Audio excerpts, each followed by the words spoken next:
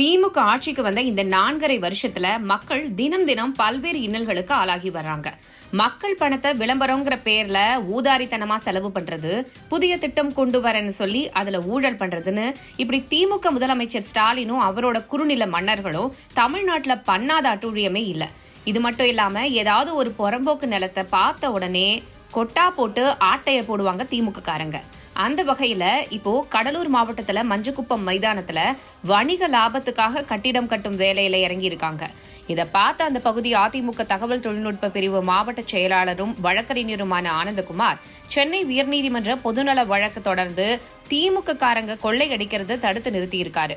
கடலூர் மாநகராட்சி வணிக வளாகம் சொந்த பயன்பாட்டுக்காக வியாபார நோக்கத்தோடு சுற்றி கட்டமைப்புகள் நிரந்தர கட்டிடம் கட்டுவதனால் அதனால் ஏற்படும் பாதிப்புகளை குறித்தும் ஏற்கனவே கடலூர் மாவட்ட உரிமையியல் நீதிமன்றத்தில் 1991 ஆண்டு தாக்கல் செய்த வழக்கில் பிறப்பிக்கப்பட்ட உத்தரவில் நிரந்தர கட்டிடம் எதுவும் கட்டக்கூடாது என உத்தரவு பிறப்பிக்கப்பட்டிருந்த நிலையில் அதையும் மீறி எவ்வித முன்னறிவிப்பும் அனுமதியும் யாரையும் வாங்காமல் தன்னிச்சையாக வியாபார நோக்கத்தில் வணிக வளாகம் நிரந்தரமாக கட்டியதை சென்னை உயர்நீதிமன்றத்தில் பொதுநல வழக்கு தாக்கல் செய்து பொதுநல வழக்கு நேற்று விசாரணைக்கு மாண்புமிகு தலைமை நீதியரசர் முன்பு விசாரணைக்கு வந்ததில் மனு அனுமதிக்கப்பட்டு இடைக்கால உத்தரவு பிறப்பிக்கப்பட்டுள்ளது.